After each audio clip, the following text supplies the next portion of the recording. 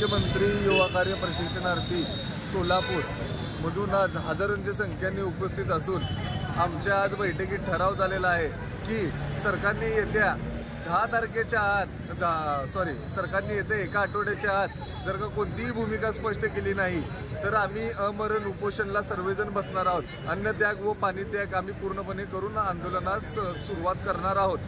ज्या देवेंद्र फडणवीस साहेबांनी व एकनाथ शिंदे साहेबांनी व मंत्री मंगलप्रभात लोढा सरांनी जे आम्हाला इलेक्शनच्या अगोदर सांगितलं होतं की आम्ही कायमस्वरूपी रोजगार देऊ, तुम्हाला प्रशिक्षण देऊन कायमस्वरूपी तिथल्या तिथे रोजगार देऊ, तर आता इलेक्शन झाल्यानंतर प्रशिक्षण संपल्यानंतर ते बोलतात आम्ही असं काही बोललोच नाही।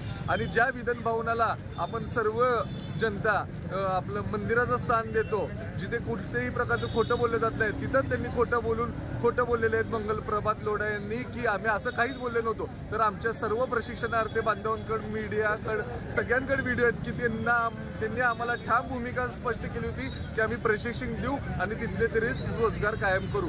तर आता जर का या गोष्टीवर ते लोक ठाम नसतील तर आम्ही लवकरच पुढील आठवड्यामध्ये 25 तारखेला अमरण उपोषणाला सुरुवात करणार आहोत। धन्यवाद। माझं नाव माधुरी तोडकरी आहे। मी मुख्यमंत्री युवा कार्य प्रशिक्षणार्थी म्हणून उत्तर पंचायत समिती सोलापूर या ठिकाणी सध्या कार्यरत आहे।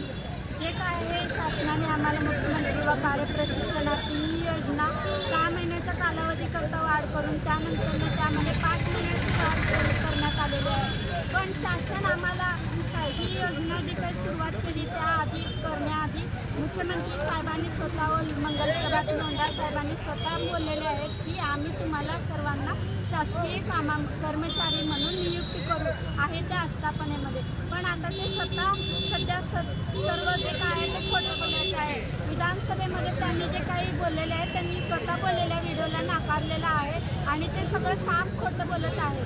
तर मी अशी अपेक्षा करते की मुख्यमंत्री सरांना जे काय आमचं मान्य आहे ते जर का पूर्ण केले नाही तर आम्ही हजारोच्या संख्येने सोलापूरच्या मुख्यमंत्री व कार्य प्रशिक्षणार्थी म्हणून आहे त्या आमरण उपोषण करणार आहोत। आमची अशी मागणी आहे की आहे त्या आस्थापनेमध्ये आम्हाला आहे त्या ठिकाणी रुजू करून घेण्यात यावे आणि जे काही पदवीधर